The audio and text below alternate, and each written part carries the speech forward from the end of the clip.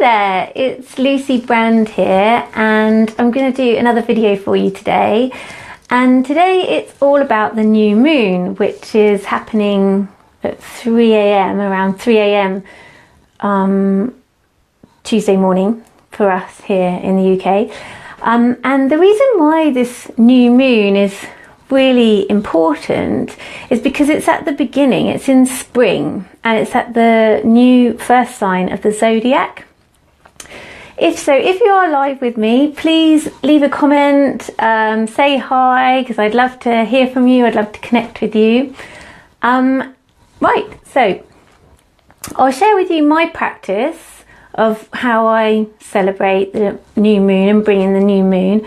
And this doesn't have to be a really long practice. It could literally be 5 or 10 minutes, depending on how long you want to make it. But it's just really important to honor the new moon and the cycles that we're in and set intentions, particularly for this new moon. Okay, the reason why this new moon is so important is we had the spring equinox last Monday, and then here in the UK we sprung the clocks forward at the weekend by an hour, and then tomorrow morning, early hours, is going to be a new moon. So all of these things signify new beginnings, new starts, and setting your intentions for the next 6 months till the next full moon. And I don't know if you felt it, but the sun's shining here, but also I feel really energized. I feel really action, wanting to do stuff. And this is because this new moon is not only in the first sign of the zodiac, Aries, but Aries is all about fire. It's a fire sign. So it's energizing things, wanting you to take action, not sit still. And also the planet it's ruled by Mars, which once again is passion, confidence, action taking.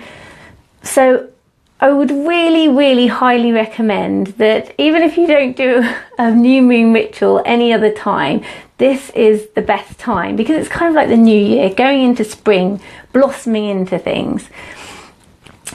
So how I do my practice, and you're welcome to do it any way you want, but this is just a guide, this is just how I practice it, is I take a candle and I find a quiet place in my home. And I do it at night as well, because I can really honour and feel the moon then. If you're lucky enough to have a garden and it's not raining and you can go outside, then just go outside and see if you can just look up to the sky and feel that kind of moon feminine energy that comes from it. And then what I do is I light the candle to kind of create the space and create the energy and honour this time that I'm taking for myself and to honour the cycles. And then I ground, whether I'm standing or whether I'm sitting, I either ground sending roots out of my feet or sending roots out of my tailbone into Mother Earth, and just really relax and just feel supported and held, as we all are, by Mother Earth. And then I come up, I draw the energy up, and then I send it to my heart center. So there's a connection from Mother Earth to my heart center, and then up to the moon, which is also a feminine energy as well, the moon. And so then I feel connected to both the ground and the moon, and in tune with myself. I then connect to source, whatever that might be for you. For me, it's the divine. So it could be the universe, it could be the Great Spirit, whatever it is that you want to connect to, that you feel is bigger than you and is the source of things. Then I just reach out to the source and connect the source straight to my heart. So I'm connected basically with Mother Earth, my heart, the moon and source. And yes, I feel really I've created a really nice space where I can just open up and I'm ready to receive whatever wants to come through. It might be that you've already thought about some intentions that you'd like to set for the next for the next moon, but it could be that you don't know what you want to set. And it could be something really small, or it could be something really big. But if it is really big, I would recommend you break it down into smaller chunks, because you don't want to go into overwhelm and not complete it. So what I would suggest that you do is, after you've connected, invite anyone you'd like to join you. For me, I invite whoever I feel like at the time, basically. So I might invite the fairies, the fair folk, or my spirit guides, or the angels, or particular goddess I'm working with at the time. Whoever it might be, I invite them to come along as well. And so I'm really setting up an intention of a really sacred space here. Once I've done that, I just ask the question, what intentions should I set for the next moon, full moon, and the next 6 months? So the way it works, or how I understand it to work, is I'll set intentions that I want to harvest on the next full moon, which is normally about 2 weeks roughly. But also what can happen is bigger things that you want to manifest or set intentions for, bring into your life, you yield the results 6 months on the full moon. So in 6 months' time. So when I'm starting, I always write the date, the new moon, and then when the next full moon is, and then when the next full moon will be in 6 months' time. Because then I can really track whether things have happened or not. So I've received guidance on what I want my intentions to be, and I'm just going to pick a really little one to just give you an example of the wording that I normally use. So in a diary or a journal or anything like that, I write underneath, my intention is, so I'm going to use the intention of having a cup of tea, just having 10 minutes of peace and quiet to myself, and just really honouring that moment when I have a cup of tea.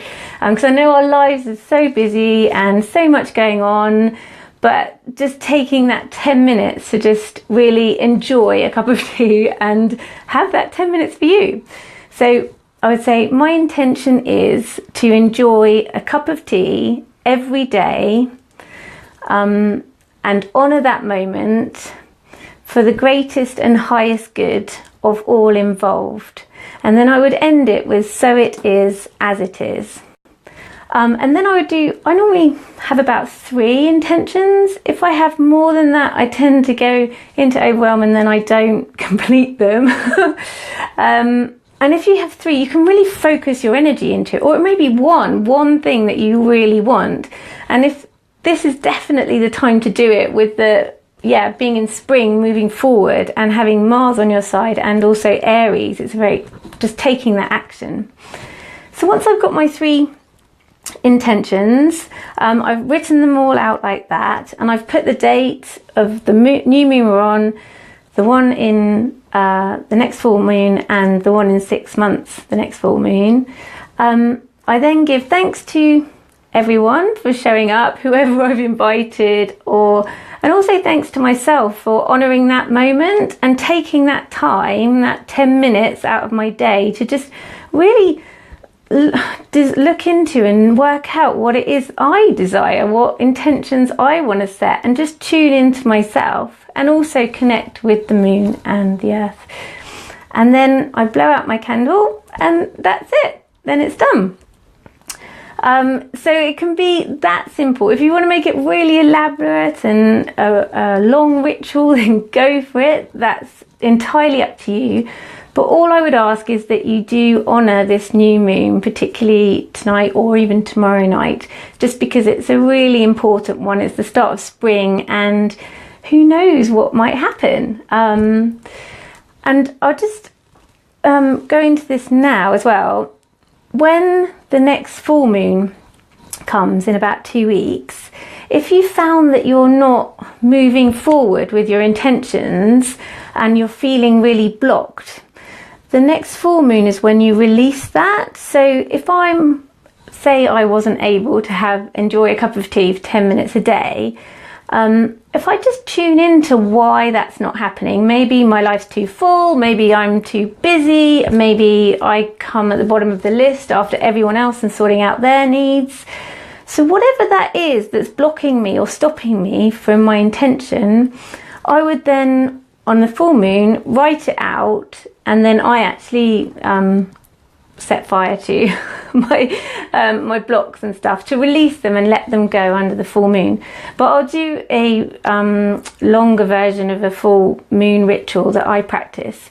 But yeah, that's just a way of removing the blocks so that your intentions can come true and manifest. So yeah, I would just like to say thank you very much. If you were joining me live, then please leave a message or say anything in the comments. If you like this video, then please, give me a like or send me some love. And thank you very much for watching. Bye.